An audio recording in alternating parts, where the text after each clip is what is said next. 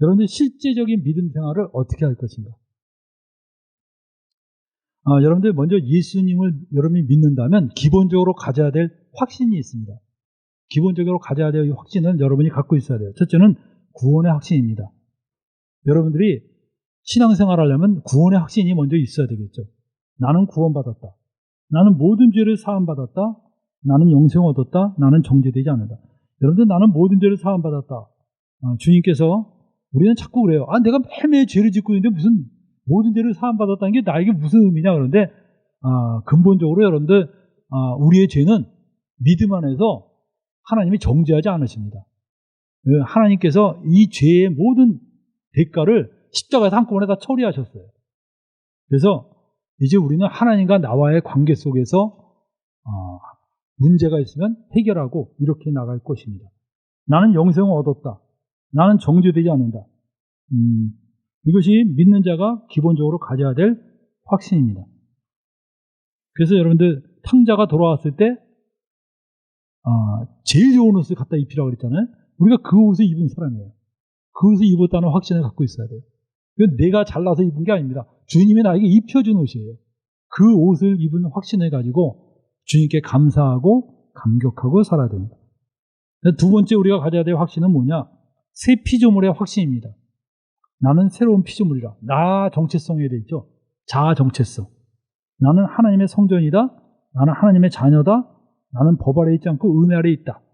나는 법 아래 있지 않고 은혜 아래 있다는 건 뭡니까? 하나님과 내가 법적인 관계가 아니라는 거예요.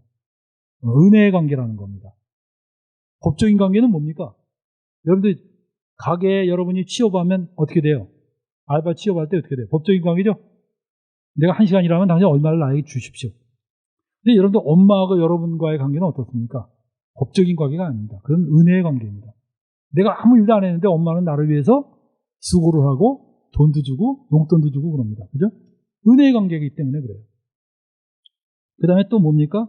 나는 날마다 새로워지는 존재다. 그래서 우리 예수 믿는 사람들은 날마다 하나님 앞에서 새로워지는 존재예요. 이런 존재, 새 피조물, 내가 어떤 존재인가 이 존재에 대한 확신을 내가 갖고 있지 않으면 신앙생활하기가 참 어려워집니다. 이 기본적인 확신입니다. 그 다음에 또 우리가 가져야 될 확신은 인도의 확신입니다. 그래서 예수께서 나의 선한 목자가 되신다. 아무도 나를 하나님과 예수 그리스도의 손에서 빼앗을 자가 없다. 모든 것이 합력하여 선을 이룰 것이다. 내가 천국에 들어갈 때까지 끝까지 하나님이 나를 경고케 하실 것이다 하는 이 인도의 확신, 이게 그리스도인들이 갖고 있어야 할 확신입니다. 그래서 여러분들 시편 23편은 뭡니까? 양의 입장에서 쓴 고백이에요. 여호와는 나의 목자시니 내가 부족함이 없으리로다. 그러면 요한복음 10장 11절은 목자의 입장에서 쓴 고백입니다. 나는 선한 목자다. 선한 목자는 양들을 위하여 목숨을 버리거니와. 이 두 개가 구약에서 소리친 게 신약에서 대답하고 있습니다. 얼마나 아름다운 이 화답인지 몰라요. 그래서 주님은 나의 목자이십니다. 주님은 나는 선한 목자다라고 이렇게 말씀하시는 겁니다. 그래서 우리가 정말 이 믿는 자가 가져야 될 이 기본 확신, 주님이 나를 인도하신다. 그래서 이런 확신인데, 근데 우리가 믿음 생활할 때 내 믿음이냐 하나님이 주신 믿음이냐, 아까도 내가 얘기를 했지만 이건 어떤 믿음이냐. 먼저 주님께서는 우리에게 믿음을 요구하십니다. 주님이 나에게 믿음을 요구하셔요. 그죠? 성경에 보면 예수님이 제자들 주로 야단친 많은 내용이 뭐예요? 왜 이렇게 공부 안 하니? 왜 이렇게 늦게 깨냐? 왜 이렇게 밥을 흘리냐? 뭐 이런 거 야단치셨어요? 뭘 야단치셨어요? 에? 어찌 믿음이 없냐? 어찌 믿지 않느냐? 믿음이 없는 걸 야단치셨어요. 그건 뭡니까? 믿음이 없는 걸 야단친다는 건 뭐예요? 야단칠 때마다 여러분 이럴 겁니까? 주님이 나에게 믿음을 안 줬으니까 그렇죠. 이렇게 말할 거예요? 뭐라 그래야 돼요? 믿음이 없느냐 그럴 때마다 뭡니까? 가슴을 치면서 나의 믿음 없음을 도와주소서. 여러분이 믿으려는 의지를 가져야 돼요. 믿으려는 건 뭐냐 하면 내가 낮아지는 겁니다. 믿으려는 건. 내가 그 높은 교만의 자리에서 내려온 게 믿으려는 자세예요. 아시겠어요? 그렇기 때문에 주님이 나에게 왜 믿지 않느냐 그럴 때마다 주님 제가 이렇게 믿음이 없습니다. 베드로에게 뭐라 그랬어요? 예수님이 물 위로 걸어오시니까 베드로가 나도 걷게 해주십시오 그랬죠. 근데 주님이 걸어라 그랬어요. 자, 걸으라 그랬으면 그 말씀이 뭡니까? 보장된 거잖아. 걸을 수 있다는 보장이 된 거죠. 그래서 베드로가 뛰어들었어요. 진짜 걷는 거야. 물을 땅처럼. 아마 평생에 이 베드로 같이 많이 체험한 사람이 없을 거예요. 그죠? 물을 땅처럼 걸었어. 그 다음에 베드로가 어떻게 됐어요? 빠졌죠? 왜 빠졌습니까? 말씀이 효력이 다 된 겁니까? 말씀은 효력이 그대로예요. 믿지 않으니까 빠진 거예요. 그래서 왜 두려워하느냐? 왜 의심하느냐? 그래서 여러분들 이걸 종합해 보면 우리가 가져야 될 그 책임 분야가 있습니다. 제가 아는 사람은 회의론자 같아요. 다 소용없어. 다 소용없어. 우리 믿는다 그래도 다 소용없어. 그냥 뭐 하나님이 해주셔야지. 근데 평생 하나님이 안 해주시니 평생 그냥 그렇게 살다가 죽어요. 그럼 되겠어요? 안 되잖아요. 그죠? 정말 우리가 믿음이 없는 것을 자각하고 정말 믿으려는 마음을 가질 때 주님은 우리에게 믿음을 부어주십니다. 그 주님이 부어주시는 그 믿음이 신비한 믿음이에요. 그래서 베드로는 뭐라 그러냐? 이것을 보배로운 믿음이라고 그랬어요. 보배로운 믿음. 이거는 하나님의 아들이 내게 주시는 믿음입니다. 이 보배로운 믿음이 우리 안에 있어요. 이게 너무 신기한 거야. 여러분들 신기하잖아요? 여러분 안에 믿음이 있어요, 없어요? 있잖아요. 이게 신기하잖아. 어떻게 이런 믿음이 있어? 나 형편없는 사람인 것 같은데 이 믿음이 어느새 내 안에 딱 또아리를 펴고 앉아있는 거야. 이게 여러분들 단순히 세뇌에 대해서 믿은 거라면 그거 가짜 믿음입니다. 그냥 아버지가 그냥 믿어. 무조건 믿으라 그래서 그냥 어려서부터 계속 세뇌돼 갖고선 내가 믿는 걸로 착각하는 거지 진짜 믿는 게 아니야. 진짜 믿으면요. 이게 뭐로 보이냐면 진짜 믿으면 이거 읽어봐요. 이게 뭡니까? 팩트로 인식이 돼요. 팩트로 인식이 돼요. 팩트로 인식이 되면 태도가 달라져요. 나의 기쁨, 나의 소망 되시며 할 때 이게 팩트로 딱 인식되니까 눈물이 핑 돌고 가슴이 뜨거워지는 거예요. 근데 이게 팩트로 인식 안 되고 그냥 입으로만 중얼중얼 거리면 아무것도 아니에요. 그래서 여러분들 주님을 믿음을 구하는 자에게 보배로운 믿음을 주셔서요. 그 믿음이 우리로 천지 창조를 어떻게 하셨는가를 팩트로 인식하게 쫙 만듭니다. 우린 눈으로 본 적도 없는데 전부 팩트야 이게. 팩트. 그러면 이게 팩트가 아닌데 팩트로 믿으면 어떻게 돼요 내가? 그건 망상이라고 합니다. 망상. 아니 일어나지도 않은 일을 길이 왔다고 생각했다. 그럼 망상이죠. 근데 진짜 팩트로 믿으면 어떤 일이 생기는지 알아요? 파워가 생겨요. 파워가 생깁니다. 능력이 생깁니다. 하나님이 안 계셔. 근데 계시다고 믿고 있어. 아무것도 안 생겨요. 근데 하나님이 계셔. 믿어. 홍해가 갈라지는 거야. 그러니까 홍해가 갈라지고 반석이 깨지는 거예요. 왜냐? 그래서 하나님 나라는 말에 있지 않고 능력이 있다는 겁니다. 팩트를 인식하는 순간에 이게 달라지는 거예요. 그래서 여러분들 주님에 대한 이 팩트를 내가 정말 믿고 정말 주님을 내가 신뢰하고 정말 주님은 정말 살아계시는가 라고 알았는데 제가 중국에서 이거 한번 강의하고 나니까 할머니 한 분이 70세 할머니 한 분이 자기 발에 관절이 다쳐서 걸을 수가 없는데 기도를 해달래요. 그래서 내가 당황을 했어요. 이게 아닌데 내 평생에 기도해서 고쳐본 적이 없는데 무슨 근데 마음이 이거 그렇지만 고치는 건 내가 하는 게 아니다. 주님이 하시는 거다라는 이 팩트, 나는 팩트를 믿으니까 믿음이 생기더라고.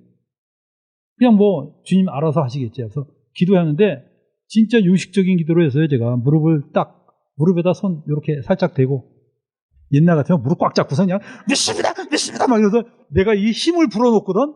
힘을 불어넣고 그냥 막 침을 튀겨가면서 막 해갖고선 딱 놓으면 여전히 아픕니다 이러는데 이건 내가 하는 게 아니잖아. 이거 팩트잖아 이거. 그러니까 주님께 그냥 기도했어요. 주님, 주님이 낫게 하실지 안 낫게 하시는 건 주님께 맡긴 거지 뭐. 그러니까 마음이 편하더라고. 그러니까 뭐 내 이름 드러나는 게 아니잖아. 주님의 이름으로 하는 거니까. 맨날 이름은 예수 이름으로 한다고 해놓고 나중에 자기가 생색내죠. 얼마나 나쁜 사람이죠, 인간이. 우리 예수의 이름으로 한 거죠. 그러니까 그냥 이렇게 사사히 기도하고 주님, 이 할머니 불쌍히 여겨달라고 그렇게 기도했어요. 딱 그렇게만 기도했어요. 하나님, 이 할머니 정말 불쌍히 여겨주십시오. 1분 기도했나? 그리고 더 기도할 것도 없어. 끝내고 딱 기도를 끝냈더니 갑자기 이 할머니가 다 났습니다 이러는 거예요. 아이, 또 이 할머니 또 날 위로해 주려고. 중국 사람 또 체면 문화잖아요. 체면 문화. 기도해 주는데 안 났다 그래 보면 얼마나 창피하겠어요. 그러니까 또 날 위해서 또 그런 줄 알고 그냥 가만히 있었어요. 아유, 캐묻지도 않았어. 정말 아니야. 캐묻지도 않고 알았다고 하면서 나는 그냥 무시했어요. 정말 솔직히 말해서 나는 안 믿어지더라고. 그 아줌마, 그 할머니가 낫다는 게 안 믿어. 어떻게 바로 기도했는데 기도하자마자 나. 그러나 하나님은 믿었어, 내가. 주님은. 근데 글쎄, 그 다음날 한국에 왔는데 연락이 온 거예요. 진짜 낫다는 거야, 진짜. 그러니까 내가 이게 당황이 되는 거예요. 야, 그렇구나. 이 세계가, 내가 믿습니다 하는 세계가 아니구나, 이게. 이게 정말 주님이 하시는 그 세계가 있어요. 제가 믿음의 세계를 체험하니까 그렇게 막 극복하기 힘든 것들이 그냥 믿음을 가지니까 극복이 되더라고요. 믿음이 없으니까 극복하기 힘든 거야. 믿음을 가지니까 그냥 진짜 이 산도로 들려서 바다로 던지라는 게, 주님이 그래서 믿음을, 너 요만큼 티끌만한 믿음만 있어도 이거 할 수 있어 이러는데 그 티끌만한 믿음도 없었던 거야, 내가. 진짜 이 하얀 종이에 빵꾸 하나 뽕 떨어지니까 거기에 빛이 확 들어오지 않습니까? 그 빵꾸 하나가 없었던 거야, 그 빵꾸 하나가. 그거 뚫어놓으라는 거야, 그거만 뚫어도 주님의 능력이 그냥 확 오는데 그것도 안 뚫어놓고 사는 거야. 그게 전부 뭘로 사냐? 전부 내 힘으로 살고 있어요. 율법으로. 하나님, 내가 이렇게 그래도 열심히 하니까 나 그래도 좀 괜찮지 않아요? 주님은 하나 괜찮지 않아요. 하나님을 믿는 게 하나님의 일이다. 네가 하는 게 하나님의 일이 아니라 하나님을 믿는 게 하나님의 일이라는 거야. 그러니까 하나님을 믿으니까 마음이 편한 거야. 안 하면 내가 기도했는데 안 났다. 그럼 뭐가 문제야? 내 체면이 중요한 겁니까? 내 체면이 중요한 거 아니에요. 그죠? 났어. 그럼 내가 이겁니까? 내 주님의 이름을 해놓고? 그 아무 의미가 없는 거야. 정말 믿음의 세계에 딱 들어가면요. 주님이 십자가에 달려 돌아가시고 마구간에서 태어났다는 그 사실만 생각해도 황송한 거야, 황송한 거. 이게 다 팩트야. 그 이전에는 그냥 마구간에서 태어났다, 카드에서나 봤던 이야기지.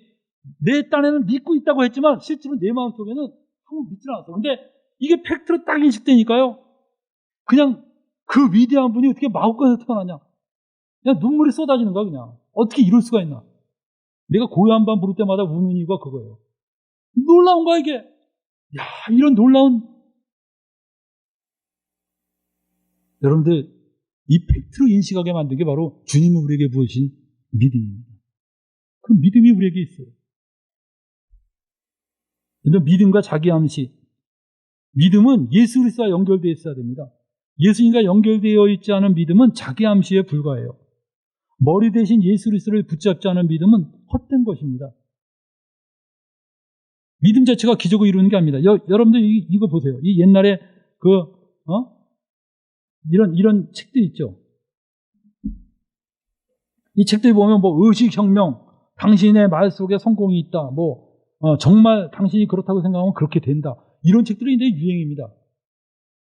여러분들, 내가 어떤 내 심리적인 걸 이용해서 아니면 내가 뭘 해갖고서 하는 것들은 다 자기 암시입니다.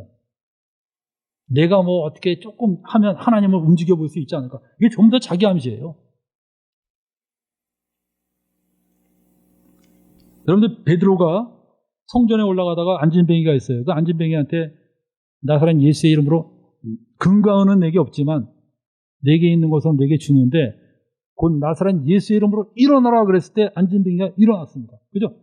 그때 베드로가 뭐라 그랬어요? 수많은 사람이 자기를 쳐다보니까 이게 내가 한 게 아니다 라고 그러니까 뭐라 그랬죠? 그 이름을 믿음으로, 읽어보세요. 그 이름을 믿음으로 그 이름이 너희 보고 아는 이 사람을 성하게 하였나니 예수로 말미암아 난 믿음. 나로 말미암아 난 믿음이 아니라 누구로 말미암아? 그렇죠. 예수님으로부터 온 믿음이에요, 그게. 베드로가 그냥 믿습니다. 이제 흔들리지 마라. 이 믿음 흔들리면 안 된다. 전 옛날에 그랬어요. 믿습니다. 이 믿음, 너희가 믿으면 뭘 한다 그러니까 그냥 이 믿음을 잃어버리지 않으려고 막 머리를 그냥 집중을 하고 그냥 의심을 절대 가지면 안 되지 하면서 막 이랬는데 그 100번에도 소용이 없더라고. 그 믿음이 아니야. 예수로 말미암아 난 믿음이에요. 그 믿음이 우리에게 오는 거예요. 할렐루야. 우리 그 믿음을 우리가 이미 가진 사람들이에요. 그러니까 이 믿음으로 사는 법을 우리가 배워야 됩니다. 그래서 믿음 안에서 예수 그리스도를 배워야 됩니다.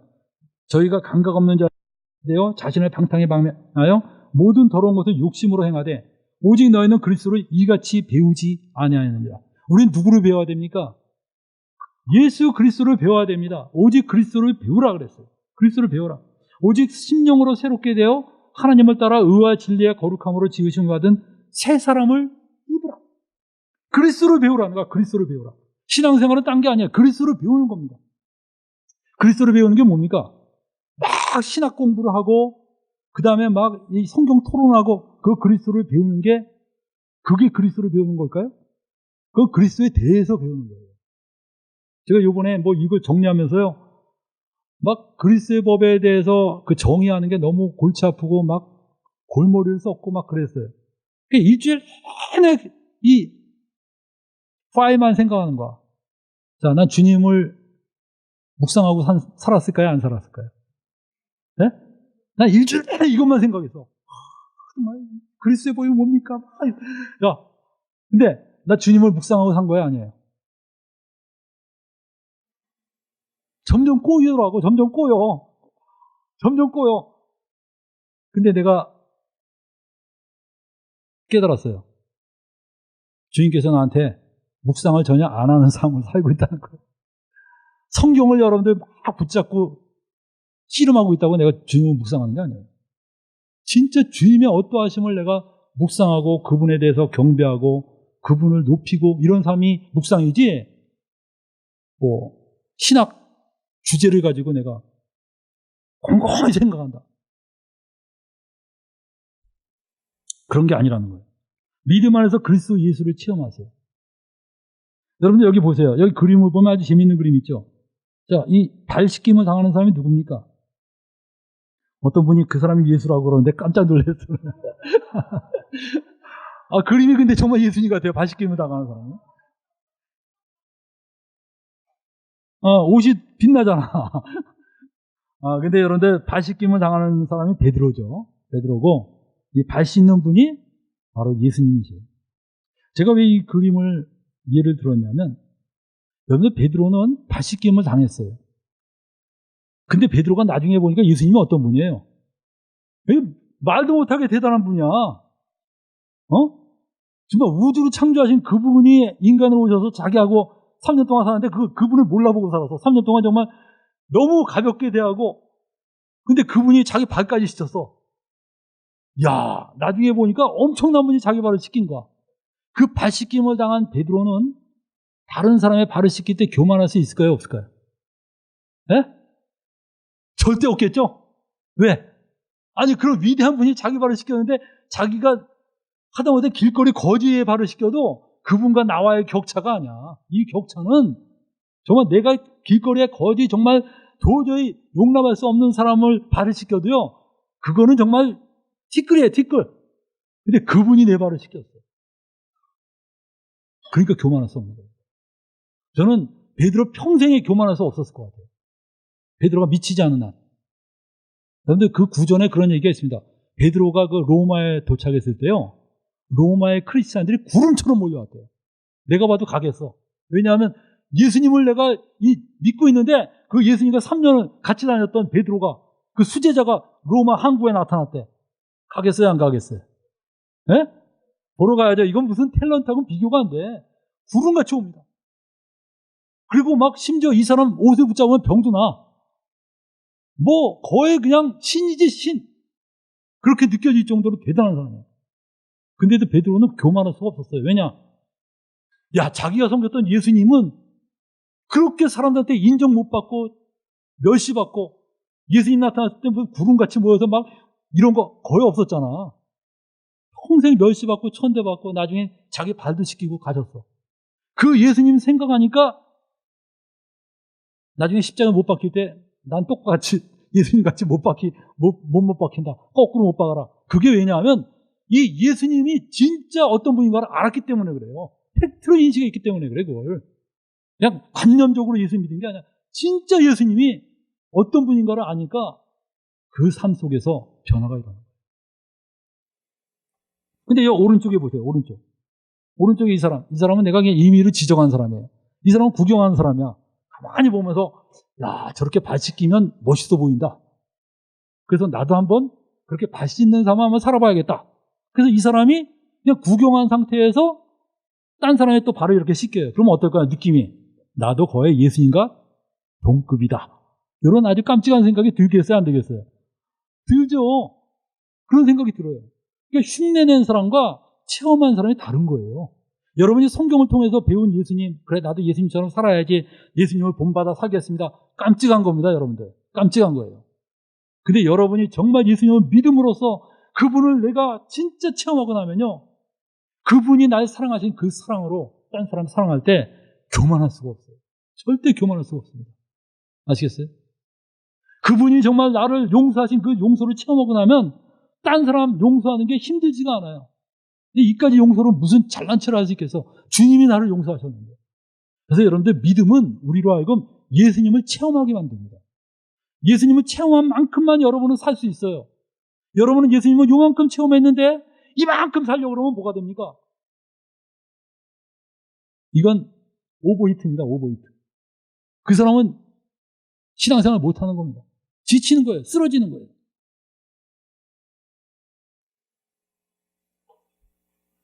여러분들 믿음 안에서 하나님의 성품을 체험해야 됩니다. 주님이 어떤 분이신가? 여러분들 마음속에 음란한 생각 드세요? 음란한 생각 잊어버려야지, 음리하지. 내가 아는 그 어떤 친구는 맨날 잊어버리게 해달라고 기도를 해요. 그래놓고 잊어버렸나 안 잊어버렸나 가만 들여다보면 꼭 있어, 그게. 있을까요, 없을까요? 들여다보면 안 되고. 어디 내가 이 생각을 하는데 이 생각 버리게 해주시옵소서. 그 다음에 나중에 버려졌나 한번 생각해 보니까 그 생각하는 순간에 그게 떠오르는 거예요. 그래요, 안 그래요? 여러분들 그런 거 생각하지 마시고 주님이 어떤 분이신가를 알려주십시오. 주님이 어떤 분이십니까? 주님이 어떤 분이십니까? 그래서 음란한 생각이 들면요, 음란한 생각 없애주시옵소서 이게 아니라 주님의 깨끗하심이 어떤 것인지를 저에게 알려주십시오 라고 얘기해 보세요. 주님께서는 주님의 그 깨끗하심을 제가 좀 보게 해 주십시오. 그럼 주님이 살짝만 비춰주면 그냥 깨지는 거예요, 그냥. 저는 처음에 회개할 때 어떻게 회개했냐? 중학교 1학년 때 전 회개했거든요. 근데 저는 중학교 1학년짜리가 무슨, 교회는 초등학교 4학년서부터 다녔지만 맨날 교회 놀러 다녔지 뭐 예수님 안 믿었어요. 근데 어느 날 어머니가 갑자기 장사하다 말고 들어오시더니 기도회가 있는데 갈래? 그러더라고요. 그래서 한낮에 난 학교에서 돌아오자마자 가방 딱 놓고 놀기 좋아하는 내가 그냥 딱 놓고 놀러 가려고 그러는데 기도회가 있는데 갈래? 그런데 그날따라 가고 싶더라고. 이게 웬일입니까? 중1이 뭐 그렇게 기도회가 가고 싶겠어. 근데 가고 싶더라고. 그래서 갔어. 딱 갔는데 거기 보니까 그냥 쫙 사람들 둘러앉아서 아직 시작을 안 했는데 조용히 기도하고 있는 거예요. 근데 난 뭐 이거 놀 분위기도 아니야. 그래서 두리번 하다가 딱 보니까 웬 아줌마가 있어서 그 아줌마 옆에 딱 앉았는데 아줌마 얼굴이 얼마나 주님에 대한 간절함인지 그 얼굴 보는 순간에 갑자기 죄책감이 확 몰려오면서 눈물이 쏟아지기 시작하더라고요. 주님의 거룩하심이 나에게 임한 거야. 주님의 거룩하심이 임하니까 말이 필요 없어. 통곡을 하는데, 근데 그 아줌마가 또 거기다가 중얼중얼하는데 보니까 방언으로 기도해. 이건 또 무슨 말이야? 충격받았어. 이게 진짜 뭐 하나님 나라, 옛날에 뭐 하나님 나라 말이 있나 보다. 근데 걷잡을 수 없이 내가 울었어요. 왜냐하면, 왜 울었냐면 하나님이 진짜 있구나. 그 팩트로 딱 인식이 되니까 그때부터 눈물이 쏟아지는데, 아유, 내가 이 하나님 지금까지 모르고 살고 예수님 맨날 십자가에 달려 돌아가셨다는 거 이거 전부 다 그냥 귓등으로만 들었는데 이게 진짜야. 그러니까 막 울고 그냥 내가 막 나중에 울다가 이 코가 하도 많이 쏟아져 갖고서 아무튼 뭐 그때 보면 막 모자로 막 닦아가면서 그때 모자 있었지 않습니까? 모자. 그걸 막 닦아가면서 그냥 막 하나님께 막 울부짖으면서 기도를 했어요. 용서해달라는 거야. 나 죄인이라고. 중1짜리가 뭐 이렇게 죄를 많이 졌겠어. 근데 하나님의 거룩하심이 임하니까요. 내가 죄인 중에 성죄인이야. 무슨 죄 이게 아니야. 이 전체가 그냥 죄더라고. 그냥. 막 몸부림을 쳤어요. 그때 저한테 성령이 임했습니다. 제 삶이 변화됐어요. 여러분들, 나의 힘이 되신 여호와여, 내가 주를 사랑하나이다. 자비한 자에게는 주의 자비하심을 나타내시고 완전한 자에게는 주의 완전하심을 보이시며 깨끗한 자에게는 주의 깨끗하심을 보이시며 사악한 자에게는 주의 거스르심을 보이시니 믿는 자에게 하나님의 어떠하심을 보이시는데 여러분들이 주님 앞에서 주님이 어떠하신 분인지를 알려주십시오. 그랬을 때 주님이 여러분에게 조금이라도 알려주시면 여러분은 바뀝니다. 그걸 기도하세요. 맨날 뭐 주세요. 그런 거 기도하지 마세요. 주님이 어떤 분인지 알려주십시오. 그리고 여러분들, 우리는 예수님을 경험할수록 우리는 더 많이 실천할 수 있습니다. 이 그림 아주 유명한 그림이죠. 돌아온 탕자의 그림인데, 이 탕자를 이렇게 안고 있는 그림이지 않습니까? 아버지가 세 계명을 너에게 주노니 서로 사랑하라. 내가 너희를 사랑한 것 같이 너희도 서로 사랑하라. 주님이 나를 사랑하신 것을 내가 경험할수록 나는 더 사람들을 사랑할 수 있습니다. 그리스도께서 우리를 받아 하나님께 영광을 돌리신 것 같이 너희도 서로 받으라. 그래서 우리가 믿음 안에서 예수님을 체험할수록 우리는 더 할 수 있어요. 또 믿음으로 우리는 세상을 이길 수 있습니다. 대저 하나님께로서 난 자마다 세상을 이기느니라. 더러운 생각이 들면 어때요? 주님의 깨끗하심을 보여주십시오. 형제가 미울 때 주님이 나를 어떻게 받으시는지를 생각을 하는 거예요. 억울한 일을 당하면 하나님을 생각함으로 참으면 아름답다고 그랬어요. 주님을 생각함으로 참으면 주님이 어떻게 나를 참아내셨는가. 그걸 생각하고 참으라는 거예요. 막 억울한 일 당했는데 꼭 참으면서 그래도 내가 이만큼 참았으니까 정말 난 괜찮은 크리스찬이야. 그게 율법이에요, 여러분들. 그게 율법이야. 그러니까 맨날 저 사람은 훌륭하긴 한데 좀 역겨운 거야. 왜? 잘난 체를 자꾸 하거든.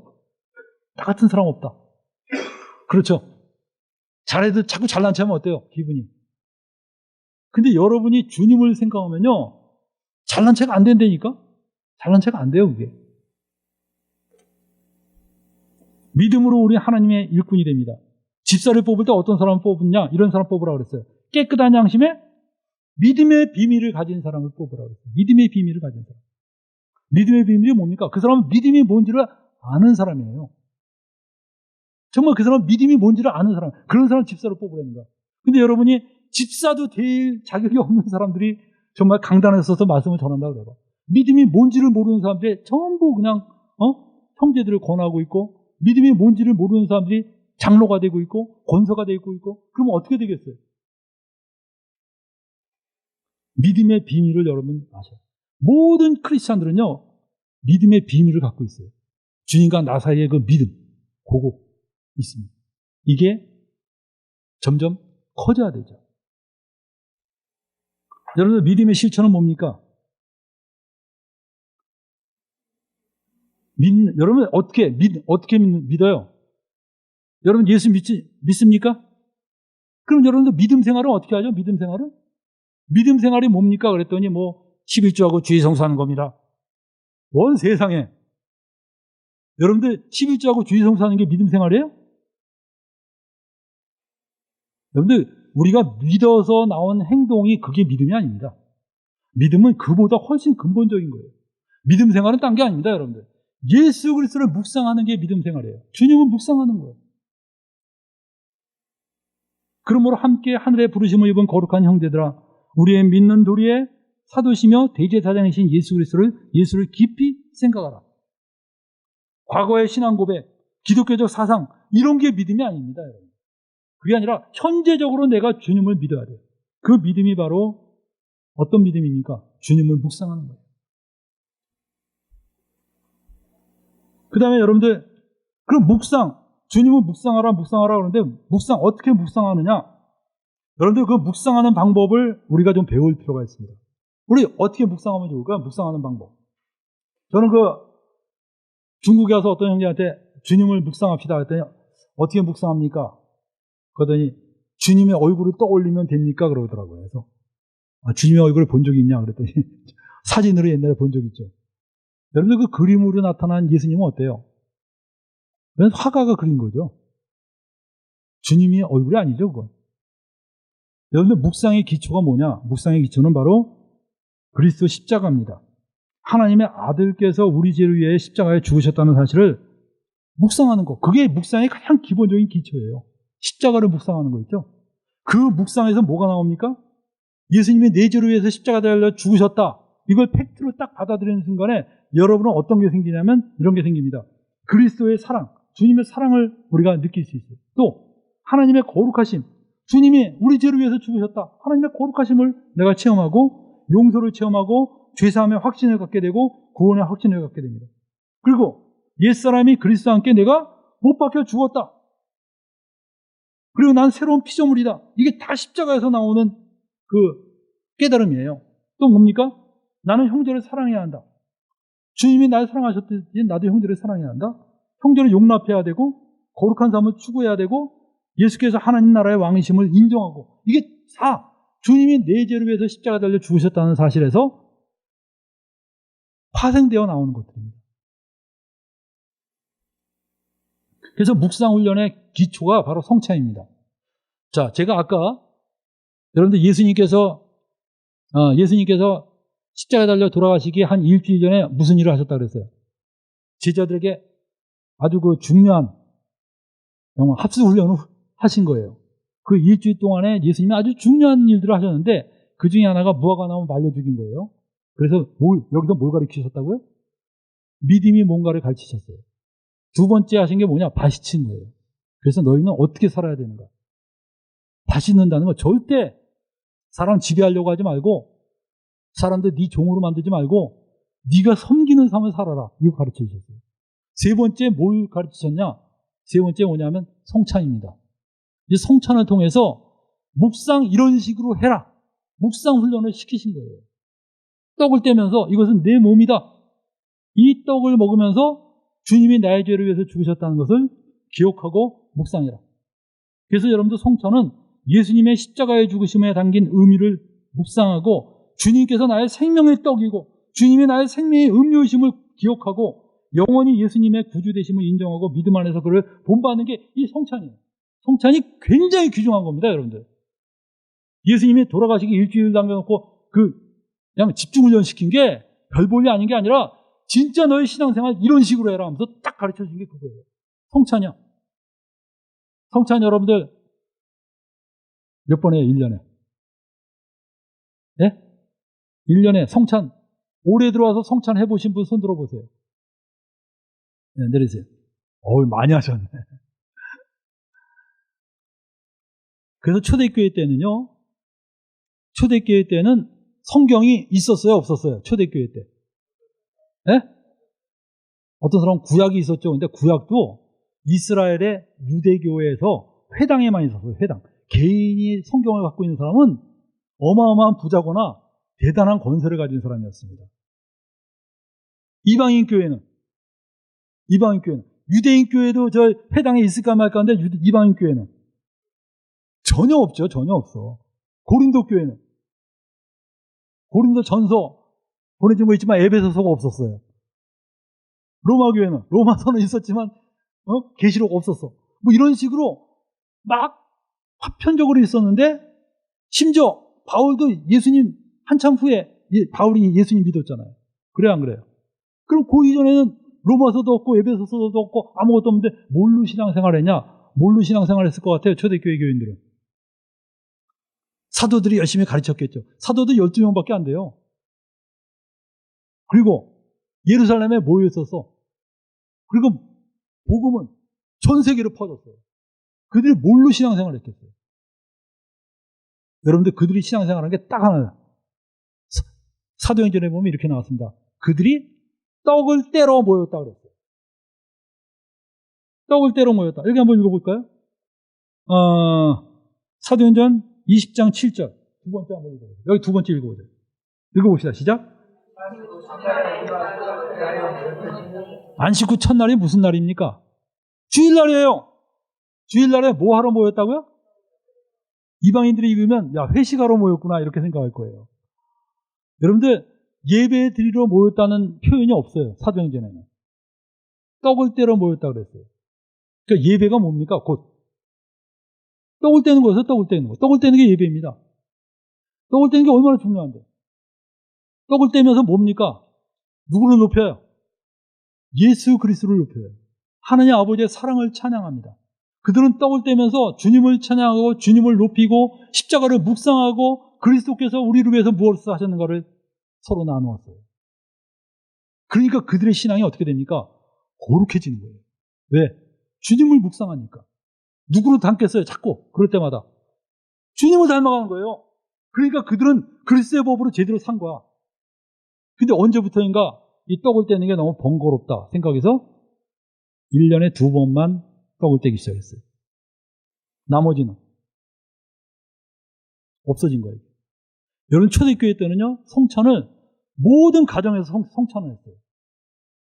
여기 한번 읽어보세요. 사도행전 22장 46절. 요거 한번 읽어봅시다. 시작. 날마다 마음을 같이하여 성전에 모이기를 힘쓰고 집에서 떡을 떼며 집에서 떡을 떼며 집에서 떡을 뗐다 그랬어요.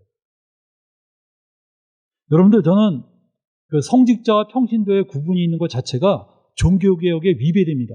종교개혁의 세 번째 원리가 뭐냐면 만인 제사장이에요. 모든 사람이 다 제사장이다. 목사님만 제사장이 아니라 모든 사람이 제사장이다. 이게 바로 종교개혁의 세 번째 원리입니다.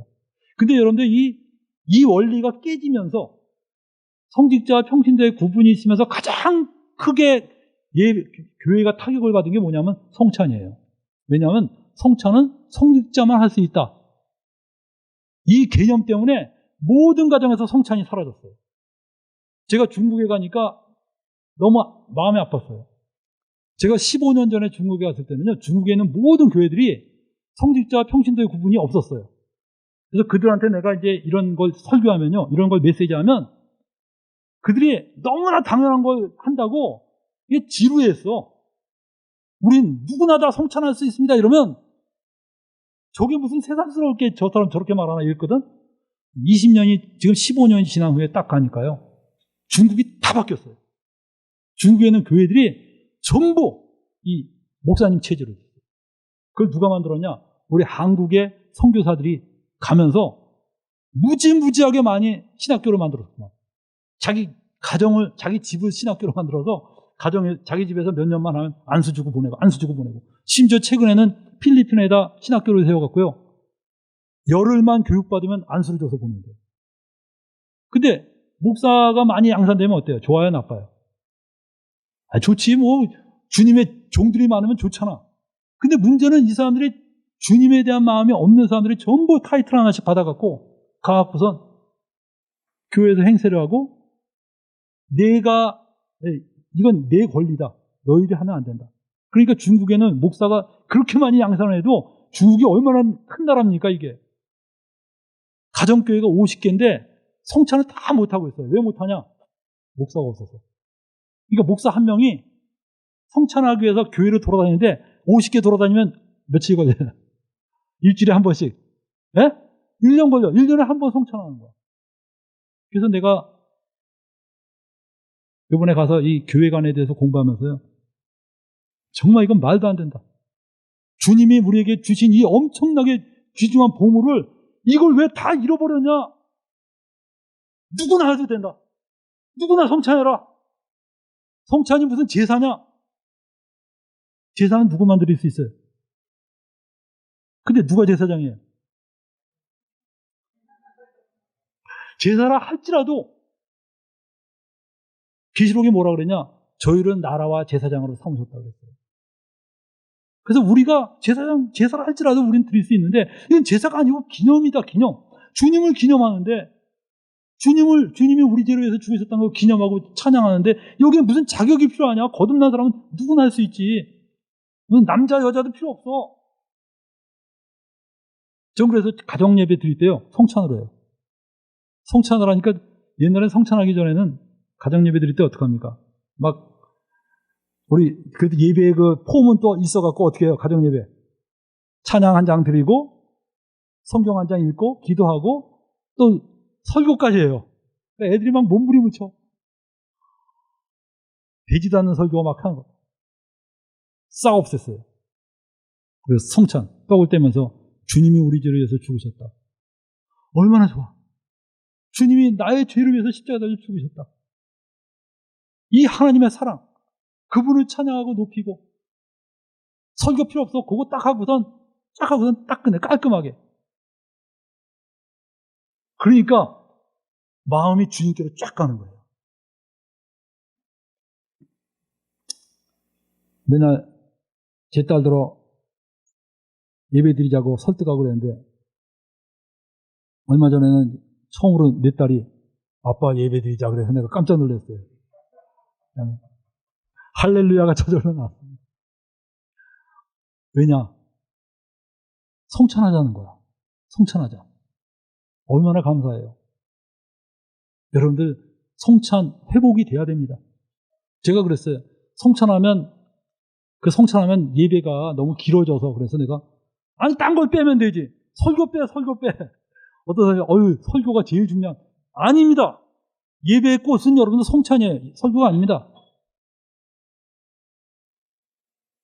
초대교회 연구한 그 학자들이 이구동성으로 말하는 게 초대교회는 설교가 없었대요.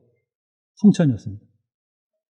그러면 메시지는 중요하죠. 메시지도.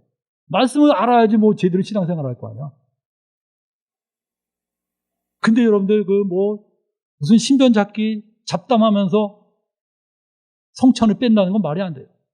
여러분들 성찬은 너무나 귀중한 겁니다. 그래서 이게 300명이 있는 사람도 성찬하려면 1시간이 넘게 걸릴 텐데 그렇게 하지 마시고 할 수 있잖아. 여러 명 세우면 되죠. 떡도 미리 다 잘라놓고 어때요? 그거 상관없잖아요. 떡이 꼭 어떤 사람은 꼭 한 덩이야만 된다.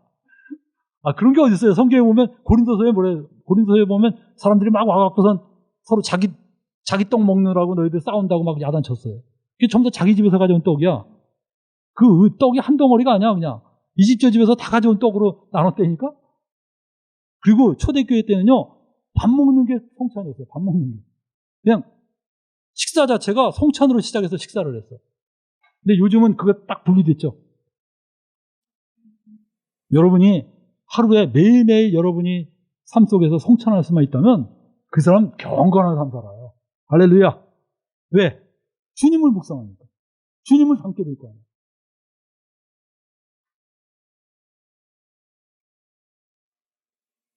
그래서 여러분들 성찬을 한번 시도를 해보세요. 두려워하지 마세요. 사람들이 나한테 뭐라 그러면 어떡합니까? 그게 중요합니까? 여러분들 주님을 묵상하는데 사람들이 뭐라고 하는 게 중요한 거예요?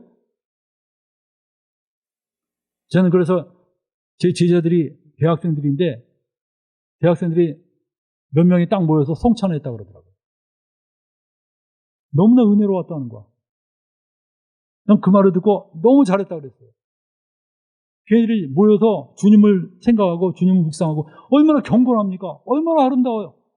막 그 얘기 들으니까 내가 가슴이 뭉클하더라고. 그거야 바로. 우리의 생명의 양식이신 예수님을 우리가 묵상하는 거. 그래서 여러분들 주님이 돌아가시기 전에 성찬하신 이유가 그거예요. 너희 묵상하는 법 모르지? 내 묵상하는 법 가르쳐 줄게. 이렇게 하는 거야. 그래서 떡을 떼신 거야. 잔을 마시고.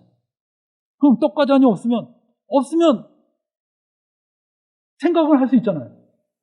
떡을 안 먹더라도 주님이 우리 죄를 위해서 죽으셨습니다. 할 수 있잖아.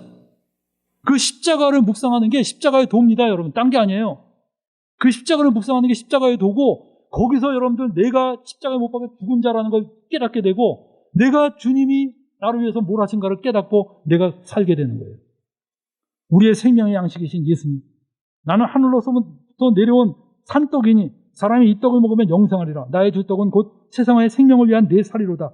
예수께서 이르시되 내가 진실로 너에게 이르노니 인자의 살을 먹지 아니하고 인자의 피를 마시지 아니하면 너희 속에 생명이 없느니라 그랬어요. 주님의 살과 피를 먹지 않으면 우리 속에 생명이 없다는 거예요. 그래서 여러분들 우리 주님의 살과 피를 어떻게 먹어야 돼요? 매일 먹어야 되죠. 매일 먹어야 돼요. 제가 중국에 가서 형제들한테 그랬어요. 성찬을 얼마만큼 하느냐 했더니 6개월에 한 번 하는데요. 6개월에. 대신 할 때 아주 거하게 한대요. 그래서 뭐 어떻게 하는데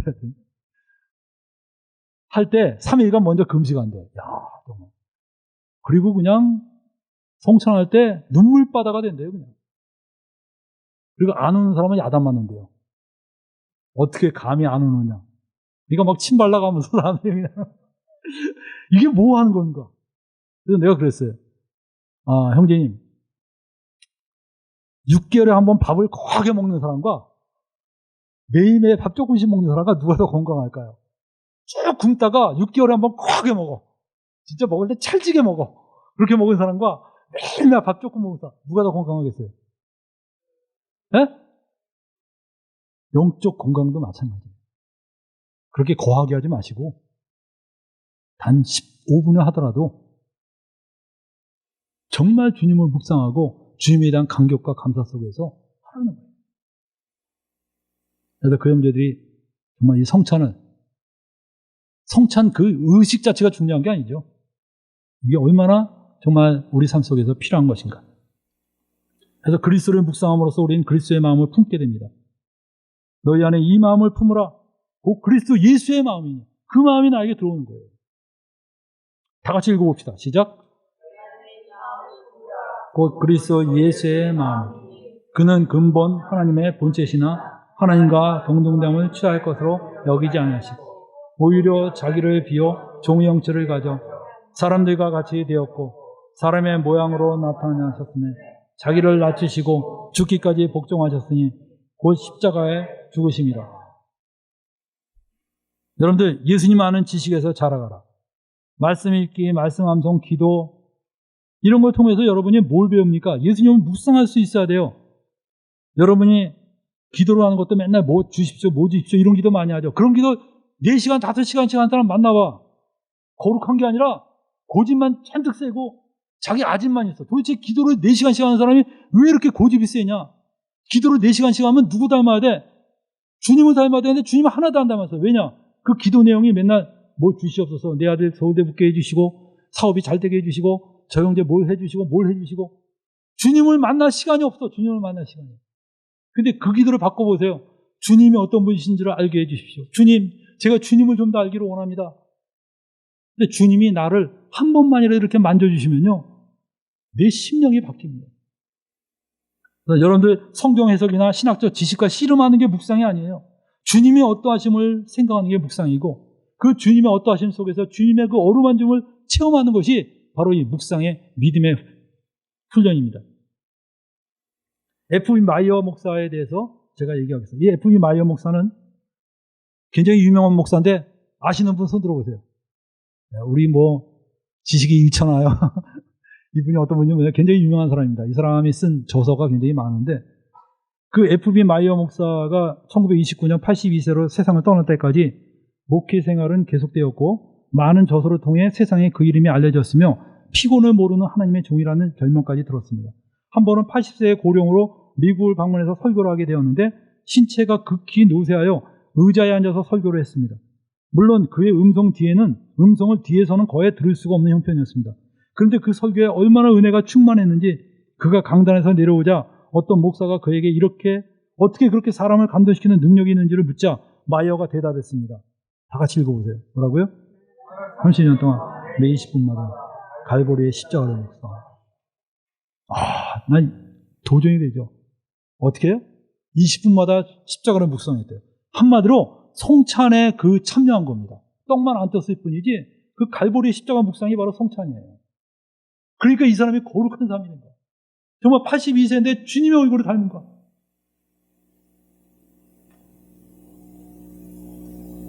(20분마다) 주님을 묵상했대요. 20분마다 주님을 묵상했대요. 여러분 신앙생활은 내 의지적으로 동원해서 해야 될 게 뭐냐? 뭐 성경 읽어야지, 기도해야지, 다 중요해요. 다 중요해. 근데 더 중요한 게 20분 정말 내 의지를 동원해서 주님을 묵상하려는 훈련이 있죠. 주님을 생각하는 거. 그 다음에 여러분 워치만이라고 있어요. 워치만은 17세에 예수님을 믿고 복음 전도자가 됐는데 49세에 중국 공산당에 의해서 투옥됐어요. 그리고서 20년 동안 성경을 절대로 못 읽게 했습니다. 공산당이. 그러니까 20년 동안 성경을 못 읽었어요. 그리고 69세에 죽었는데 죽기 전에 그가 유서를 하나 딱 남겨놓고 죽었어요. 근데 그 조카가 가서 자식도 없고 그런데 조카가 가서 그 유품을 정리한 중에 유서가 딱 나왔는데 유서에 떨리는 손으로 이렇게 썼습니다. 69세에 정말 그 건강도 안 좋은 그 사람이 떨리는 손으로 뭐라 썼냐? 읽어봅시다. 하나님의 아들 그리스도는 죄인들을 속량하기 위해 죽으시고 3일 만에 부활하셨다. 이것은 우주 가운데 가장 큰 진리다. 나는 그리스도를 믿음으로 죽노라. 리토스젠. 다 그렇게. 여러분들 모든 경건한 그리스도인들의 공통점이 뭐냐? 예수 그리스도의 십자가를 붙잡았어요.